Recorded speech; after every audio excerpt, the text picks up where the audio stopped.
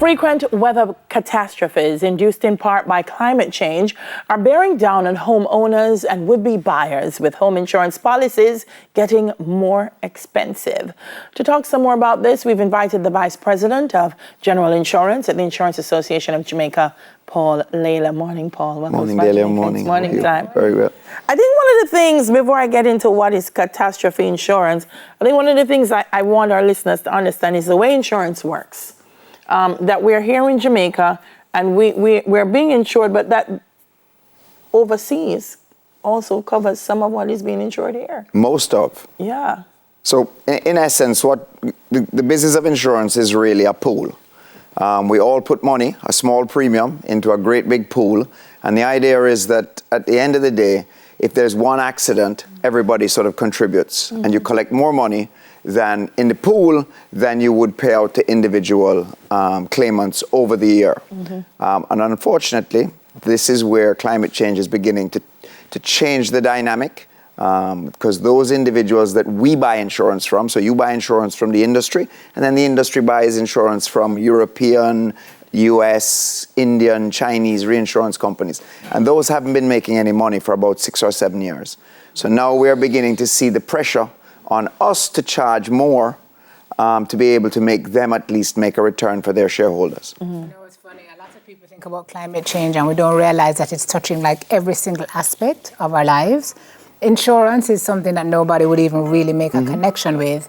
But aren't there organizations now in the States that are just not offering certain types of insurance because of the uncertainty that climate change has brought about? So what has happened is that there's a sort of like a grouping of a number of issues. One, as I mentioned, the losses that these guys are making because of the inflation on claims. So the cost to fix cars has gone up astronomically. The cost to build, as you know, with all the construction going on, you can see from house prices how expensive houses are becoming to build. Mm-hmm. Well, that is the same for us to repair the house. Mm-hmm. So when we're paying with all of these increased claim costs, you're now beginning to see the reason why the industry is struggling.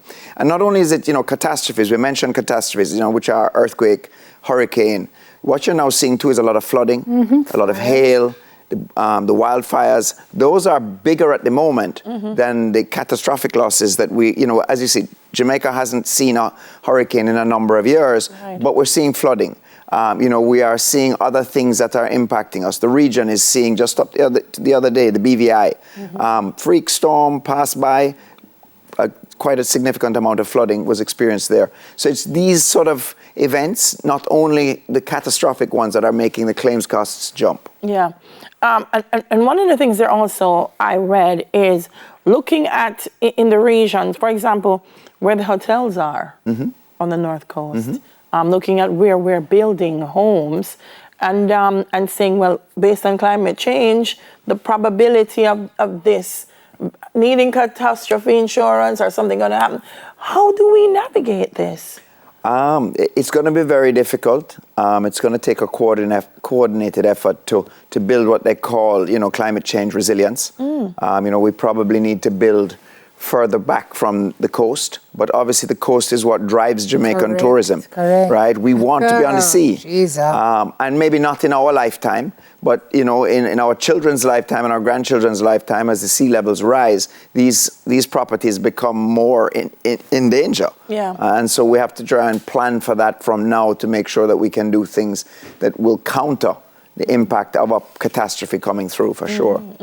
But at the moment, the pool is saying, listen, we've been covering so much, we need to start getting some money in.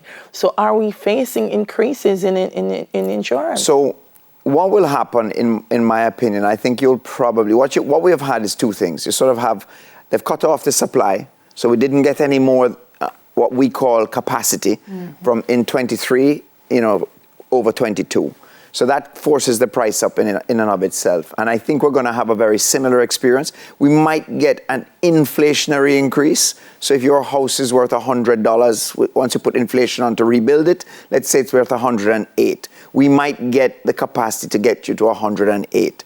But we're not going to get a significant amount to grow. So some of these new projects are going to struggle to find cover. As you see these high rises going up, it's going to be more and more difficult for people to find insurance to do it. And so yes, that's the supply side of it. And then the other side is that they needed us to get to a certain rate level.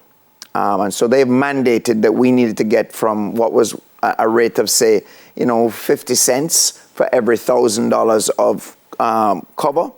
So they needed us to be at 75 cents for a house and over $1 for commercial, which is, the factories and things of that nature. So significant increases, for sure. And I think you're going to see a small increase again this year, between 5 and 10%.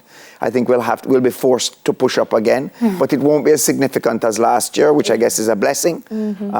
But it's something that has to happen. Then but once... It's also not a one-off, because as climate change continues, we're looking at maybe a 5 to 10 next year and then a 5 to 10 days. Well, it's going to be inflationary. So as inflation goes up, just as the price of food goes up, the price of gas goes up, insurance is going to go up as well. I think gone are the days, for now anyway, where you can say, oh, well, I got a no-claim discount, my insurance is supposed to come down. It might stay flat, but it's probably not likely to come down. Wow. So what are the implications then for insurance companies? Like, are you all going to start have to getting really creative in terms of new products that you sell to us that we can actually afford as things get more ridiculously expensive? Terms are going to have to change? Well, that's what will happen, yes. I mean, the way in which we deal with the policies may change. So we may have to help but have you self-insure. So instead of having a 5% deductible, you might have to have a 10% deductible. Or you might need to plan the amount of insurance that you want to buy. You may want to, we have this thing called co-insurance, whereby you can say, okay, I'm going to cover 50% of my house, you cover 50% of your house. So there are going to be changes that are going to be necessary as we move forward. The people globally who are giving us insurance want us to take more risk. Yeah. So they want us to put more in the game. And again, that's more than likely going to be passed down to the consumer as well, where we all have to accept that, it's a business, and the business needs to survive. The underpin of any economy is insurance. You cannot have an economy, a successful and sustainable economy, unless you have insurance. So it's a product that has to exist, but it's a product that we will have to look at differently, unless at some point in time we can stem the impact of climate change. Do you see that happening in the foreseeable future? There are forces against it, in my opinion. There's a lot of money still to be made in fossil fuels, and so there's always going to be that pressure politically, globally, where that group of individuals want to keep the status quo, and you're not seeing the kind of change that we need to have happen. It will happen eventually. I mean, it will have to happen eventually, but maybe not in the foreseeable future. This 2030 deadline and 2050 deadlines, I'm not sure they're going to make it. How do you see this affecting, for want of a better term, homeowner insurance compliance? I know for motor vehicle, you have to have it. You can't be on the road without it. But to some extent, homeowner, you still have some choice. Yes, and where you don't have a choice is if you take a mortgage. Yeah. And most Jamaicans are taking a mortgage to buy a house. Yeah. So you are being, once the mortgage is over, there is a tendency for clients to drop off or drop out of the net, because they no longer have that mandate of the bank wants me to keep this insurance. I always try to encourage people to realize that, at the end of the day, when a hurricane comes, you might lose 20% of your house, the roof, whatever. When a fire comes, you lose 100%, right? So it's really important that people don't forget the reason for having insurance, having made that investment. It's important to have covered for that loss that you don't think you can afford. Yeah. Wow. Lots to chew on. Lots to chew on. Yeah. As I say, for us, it's interesting times. Touch wood. The season has gone reasonably well for the region, which means that it might only be a 5 to 10% increase. Yes. Had the Caribbean and the US had a knock of some sort, then the rate would have been higher if we could get it at all. I mean, that's the other fear that we have, is that if they don't offer us protection, then we can't offer you protection. And then it becomes a very interesting situation where we may have to go to the government, or we may have to do something else to make sure it happens. So that's worst case, though. We need a little luck. Yeah, we need a little luck at the moment, and we need to keep planning. We need to keep making sure that we build properly, and that we, in situations where you have your cars, you park them on high ground, if there's, just mitigating against a loss is important for us. Yeah. All right. I told you it was going to be lots to chew on and very important things too. Thank you so much. Thank you for being with us this morning, Vice President of General Insurance at the Insurance Association of Jamaica, Paul Lalor.